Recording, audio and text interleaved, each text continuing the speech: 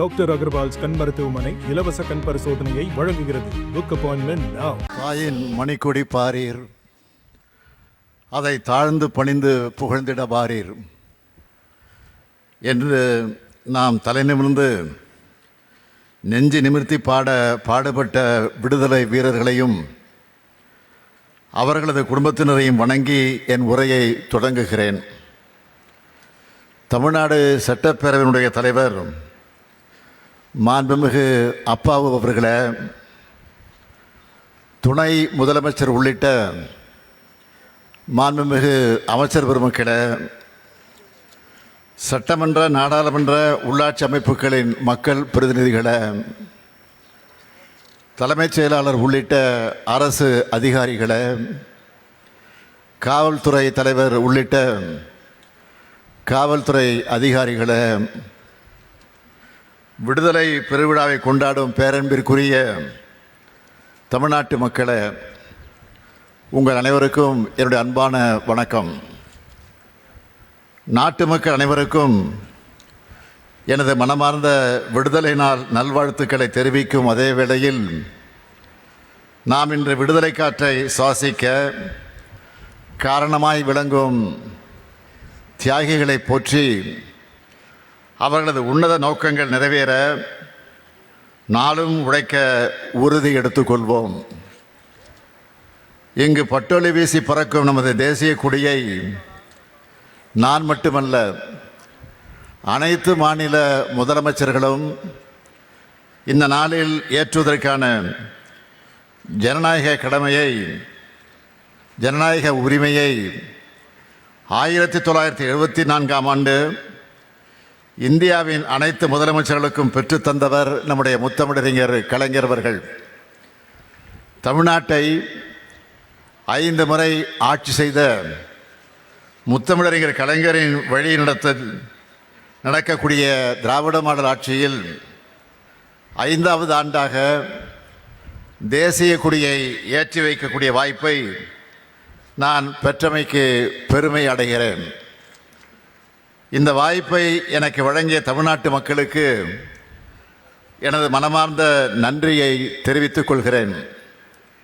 நமது நாட்டின் பன்முகத்தன்மையின் அடையாளமாக விளங்கும் மூவண்ண கொடிக்கு கம்பீரமாக வணக்கம் செலுத்துவதும் தியாகிகளை போற்றுவதும் நமது வாழ்நாள் கடமை மட்டுமல்ல, நாட்டுக்கும் தியாகிகளுக்கும் செலுத்தும் மரியாதை. குமரி முதல் இமயம் வரை விரிந்த இந்த இந்திய நாட்டின் குறிப்பிட்ட சிலரோ சில பகுதியினரோ மட்டும் போராடி பெற்றதல்ல இந்த விடுதலை. நாடு முழுவதும் அனைத்து மாநில மக்களும், அனைத்து தேசிய இன மக்களும், அனைத்து மொழியினரும், அனைத்து மத பிரிவைச் சேர்ந்தவர்களும், அனைத்து பண்பாட்டை பின்பற்றக்கூடியவர்களும் தங்களது வியர்வையை, இரத்தத்தை, உணர்வை, உயிரை கொடுத்து பெற்றது இந்த விடுதலை. அதனால்தான் அனைவருக்குமான இந்தியாவாக நமது நாடு எப்போதும் இருக்க வேண்டும் என்று நமது தலைவர்கள் கனவு கண்டார்கள். அவர்களது கனவை நிறைவேற்றுவதுதான் அவர்களுக்கு செலுத்தக்கூடிய உண்மையான புகழஞ்சலி. தியாகத்தில், போராட்டத்தில், களத்தில் சளைத்தவர்கள் அல்ல, தமிழ்நாட்டை சார்ந்தவர்கள் என்பதை வரலாறு சொல்லும்.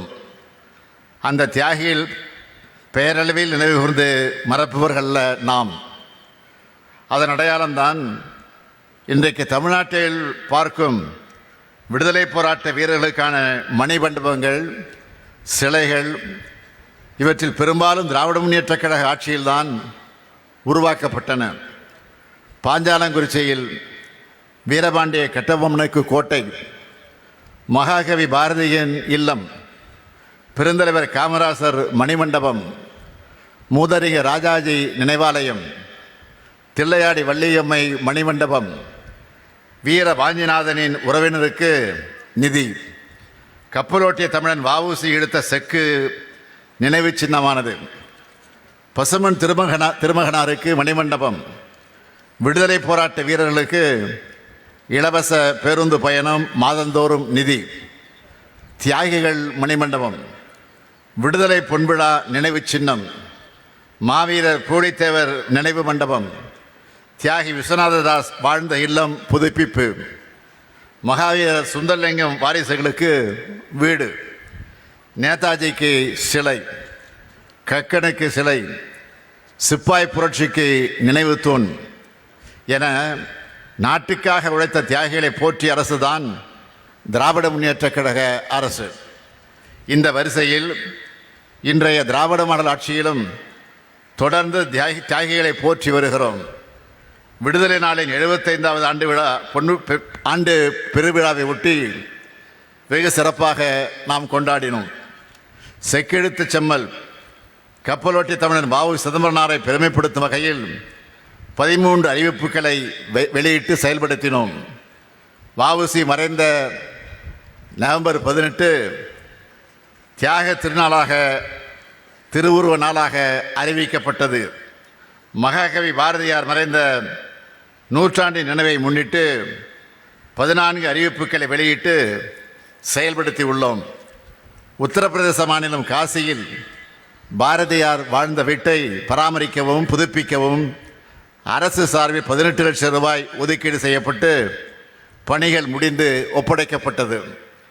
கிண்டி காந்தி மண்டபத்தில் வீரபாண்டிய கட்டபொம்மன் திருவுருவச் சிலையும் மருது சகோதரர்கள் சிலையும் அமைக்கப்பட்டுள்ளது.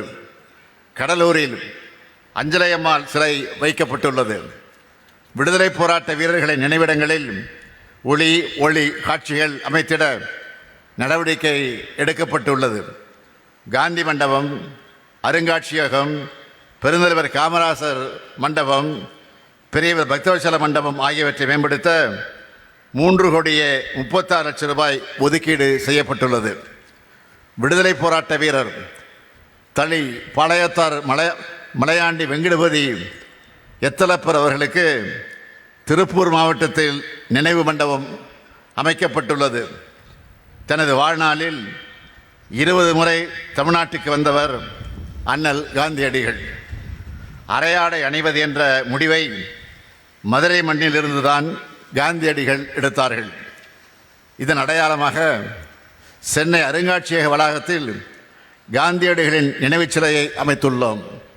விடுதலை போராட்டத்தின் பவள விழாவை ஒட்டி கடந்த ஆண்டு தியாகிகளுக்கான ஓய்வூதியத்தை 20,000 ரூபாயாகவும் குடும்ப ஓய்வூதியத்தை 10,000 ரூபாயாகவும் உயர்த்தியுள்ளோம். அதேபோல் விடுதலை போராட்ட வீரர்களின் வழித்தோன்றர்களுக்கும் தொடர்ந்து உதவிகளை செய்து வருகிறோம். முன்னாள் படைவீரர்கள் மற்றும் அவர்கள் சார்ந்தோர்களுக்காக காக்கும் கரங்கள் திட்டத்தினை அறிவித்திருந்தேன். இந்த திட்டத்தினை வரும் 19ஆம் நாள் துவக்கி வைக்க உள்ளேன். அந்த திட்டத்தின் கீழ் முன்னாள் படைவீரர்கள் மாவட்ட குழுவால் தேர்வு செய்யப்பட்டு இந்த படைவீரர்கள் விண்ணப்பங்கள் பெறப்பட்டு 848 அனுமதிக்கப்பட்ட விண்ணப்பங்கள் வங்கிக்கு அனுப்பப்பட்டது. இதில் 348 விண்ணப்பங்கள் இறுதியாக தேர்வு செய்யப்பட்டு அனைவருக்கும் தொழில் முனைவோர்களுக்கான பயிற்சி வழங்கப்பட்டது. தொழில் முனைவோர் பயிற்சி பெற்ற முன்னாள் படைவீரர்களுக்கு வழங்கப்படும் கடன் தொகையில் 30 விழுக்காடு மானியம் அரசால் வழங்கப்பட உள்ளது என்பதை தெரிவித்துக் கொள்கிறேன். 1967ஆம் ஆண்டு தமிழ்நாட்டில் திராவிட முன்னேற்றக் கழக ஆட்சி அமைவதற்கு முன்பு சென்னையில் காந்தி மண்டபம், கன்னியாகுமரியில் காந்தி நினைவு மண்டபம், ஒட்டப்பிடாரத்தில் வ.உ.சி. அவர்களது இல்லம் என விடுதலை போராட்ட வீரர்களுக்காக தமிழ்நாட்டில் 3 நினைவு மண்டபங்கள் தான் இருந்தன. திராவிட முன்னேற்றக் கழக அரசு தியாகிகளையும் தியாகத்தையும் போற்றும் அரசு என்பதால் தான் நமது கழக ஆட்சி காலங்களில் இத்தனை நினைவு சின்னங்கள் அமைக்கப்பட்டன. தமிழ்நாட்டின் தலைமகனான பேரறிஞர் அண்ணா அவர்கள் விடுதலை நாளை பற்றி சொல்லும்போது 1947 ஆகஸ்ட் 15ஆம் நாள் நாம் ஆங்கிலேயரின் கணக்கை தீர்த்த நாள். அதன்பின் ஒவ்வொரு ஆண்டிலும் வரும் சுதந்திர திருநாள் நாட்டிற்காகவும் நம் நாட்டு மக்களுக்காகவும் நாம் ஆற்றியுள்ள பணிகளை கணக்கு பார்க்கும் நாள் என்றார். அந்த வகையில் நமது திராவிட மாடல் ஆட்சி அமைந்த இந்த 4 ஆண்டு காலத்தில் நிறைவேற்றியுள்ள திட்டங்களை நினைத்து நான் மகிழ்ச்சி அடைகிறேன். டாக்டர் அகர்வால்ஸ் கண் மருத்துவமனை இலவச கண் பரிசோதனையை வழங்குகிறது. Book appointment now.